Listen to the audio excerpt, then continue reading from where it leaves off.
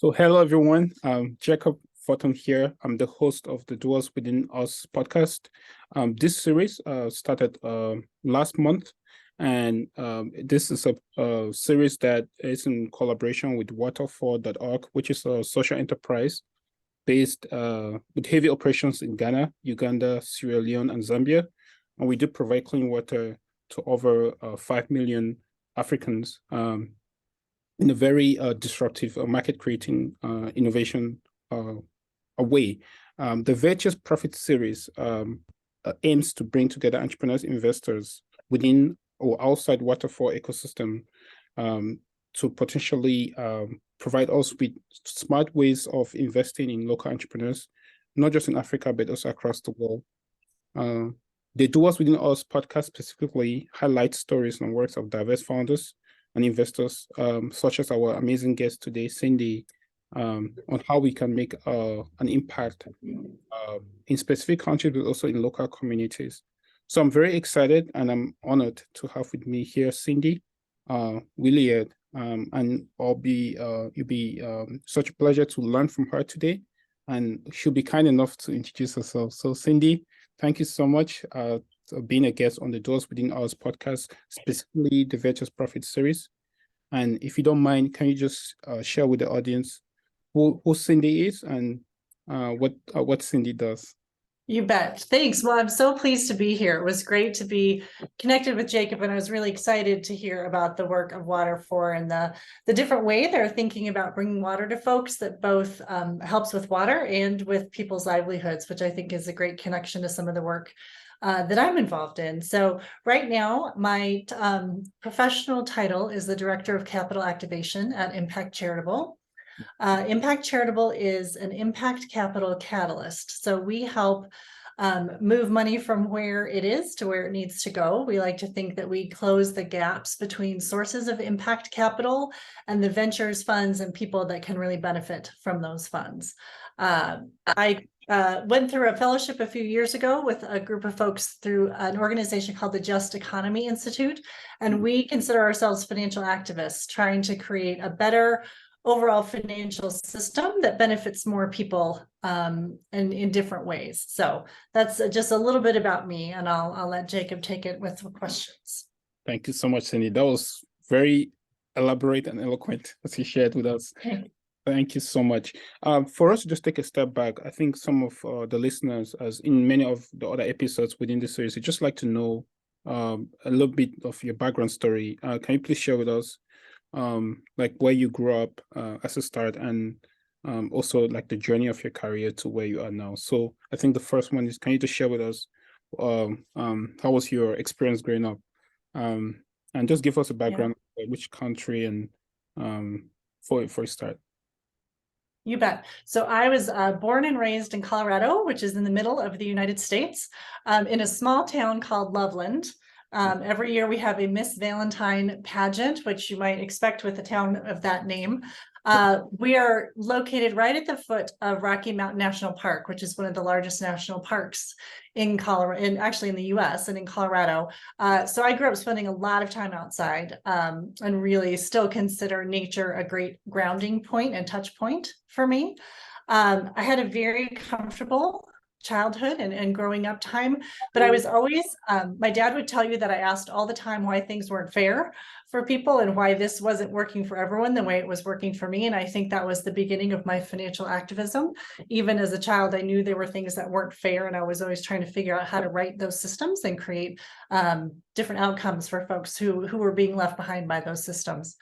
I actually got an undergrad degree in journalism, so spend a lot of time thinking and writing, which serves me well in the work I do now, and spent time working in Denver mostly as my sort of home base, and then doing projects across the United States. Have done a lot of what I think is a lot of international travel. Maybe some folks won't, but we've been to 20 different countries across the world, in South America, Africa, Southeast Asia, a little bit in Europe, and then of course the countries closest to us, Canada and Mexico. We've spent quite a bit of time there as well. So love to do that. And I think it's always good to sort of push your boundaries and experience other cultures, because there's so much to learn. And I think that has helped helped me think differently about how to do work as well. Started out my career doing a lot of work in philanthropy. In the United States, we have a pretty robust foundation system, so permanently endowed foundations that make grants to social benefit organizations, social enterprises, nonprofits. So spent a lot of time using that one tool, just grants, to try to create change in social and environmental problems, and came over time to understand that that is one tool and may not be sufficient to address the complexity of the kinds of problems that we all want to solve. And so came around to spend a little bit more time thinking about how we use the other tools across the financial system to come together to make this change. So I think, again, the complexity and how entrenched some of these problems are, that it was naive of me to think that one tool would be able to solve them, and have certainly come to understand that that's not the case. So I've spent the last probably 10 years of my career thinking about and looking at the other financial mechanisms that we can use to bring about change. And that led me to my work at Impact Charitable, where we help philanthropic capital, so money from foundations, individual donors, from governments, move into different kinds of investment structures that we hope can help provide some different solutions or related solutions to get at some of these problems. That's amazing. That's amazing. And if you don't mind, can you just share with us how that transition was? I think one of the things we're trying to do in our waterfall is to make that transition as well. From your experience, what are some of the what does it entail for people to kind of adopt this new way of thinking in the financial system, or within this space of just local impact driven investment vehicles? How has that experience been for you? And if you don't mind sharing that in this work in the past decade or so. Now, I think that's such a great question. I think particularly in the US, we tend to think of our money in sort of two buckets: the money that you use to make money and the money that you use to do good things. And for a very long time, we have separated those two ways of thinking about our resources. I think the effective conversations that at least get people to start thinking a little bit differently about how they can use all of their resources is to say that the money that you have over here in this bucket that you think you want to make money with, that also has an impact. Regardless of whether or not you think about it, it does. So let's say so I grew up here in this beautiful state with all this fabulous outdoor space. If I'm investing actively in bad actors in the oil and gas industry, that impact is affecting all of the other things I love. So helping impact and financial repercussions of both of those buckets of money, and how you think about that a little bit more holistically, can at least start to open up some conversations. It still is a leap for some people to make that, absolutely. And I think the other thing that we've proven out over time, and I hope we continue to do this, and I know Water 4 does, and Impact Charitable thinks about this, is how do we continue to make the case that that dual or triple bottom line is actually getting us much better returns across all of those three spectrums. And I think there's increasing data to demonstrate that. So I think there's the sort of heart argument of the impact piece and the head argument of you actually can achieve really great returns. And so it sort of depends on who you're talking to, but I've found those things to be somewhat helpful in having conversations with folks who are new to these conversations. That makes sense. That makes a lot of sense. And I think with your current role, and just the amount of experience you've had, I think it makes a case of why why you're here on the podcast, kind of help most of the audience or those listening to this podcast to learn of how this can be feasible in the long term. For us to kind of transition out into it, what do you think the role of impact investing can be in this in the entrepreneurial community? I think for more than anything, I think this question stems from the fact that traditionally it looks like VCs have always been kind of maybe traditionally the way people get money raised, and with many things that are happening now, since post-COVID, we have the impact of, I think people are now gauging, and climate change, people are now understanding the importance of the triple bottom line you're talking about. Can you just please share with us the role of impact investing especially within the entrepreneur community? And if you don't mind also sharing like how is it relevant for the society as a whole? Yeah, so a couple ways I might answer that. I think in terms of some of these really large issues like climate change, understanding that everything we do has impact. And I think climate change is a great example of that. So I drive an electric vehicle, but where my electricity comes from also matters, right? And so like, you can sort of go down those impact thesis, ideas. And I think that's continuing to be important. I think on the support for entrepreneurship side, it goes back to my comments sort of about the complexity of these issues and the fact that sort of legacy systems and structures aren't getting us what we need. And we know that those legacy systems and structures are mostly stood up by a certain group of people, right? So mostly white people, mostly wealthy people, mostly European folks, right? Or European descendants. And that has gotten us to a point, but I think we need to engage everyone else who's been left behind by these systems to come up with these interesting, new, more effective, more connected to community ways of doing this work. And that's where I think impact investing can come alongside these folks and think about how we try new things, how we innovate on models, how we learn. A lot of, again, the finance system in the US is based on sort of risk. And I'm using my little air quotes here around risk because we have categorized risk pretty narrowly. A person whom I have learned a lot from is named Rodney Foxworth, and he runs an organization called Common Future. And he said something once that really stuck with me. He said, risk is code for bias. Mm-hmm. And I think that's very true in our financial systems. And so I think, again, the role of impact first capital can sort of debunk the risk in some of these new ventures that are connected to community, that are being brought forward by folks who haven't had the same opportunities in the past to make those changes. And that's where I see a huge opportunity for impact capital and to create outsized returns, both in terms of social environmental impacts and also financial impacts. Because we know if it's a better product that's working better for people, right, all of those returns are going to be amplified. Thank you so much for elaborating on that. If you don't mind, can you just please expand on what you mean by debunk the risk of kind of including all the different aspects of impact investing? But because I'm guessing some people might be asking, how does that really debunk the risk? If you don't mind sharing a little bit about it.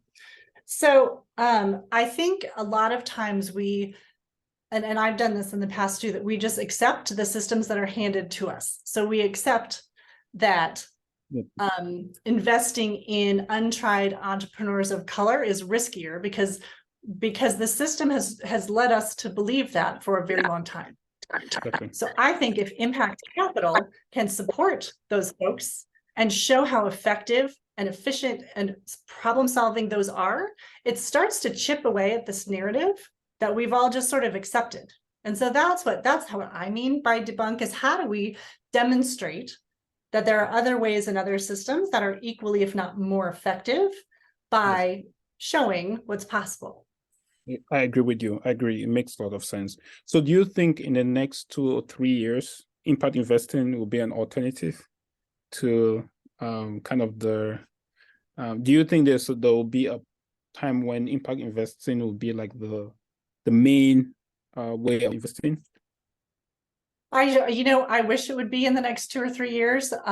My experience with the pace of change is that it might be a little bit slower than that. And I think, unfortunately, here in the US, we are seeing the existing folks who benefited from these very tightly knit, non-functioning systems fighting back against this expansion, which is disheartening. And what it says to me is that we're getting under their skin, which is also good. So I'm fine with that.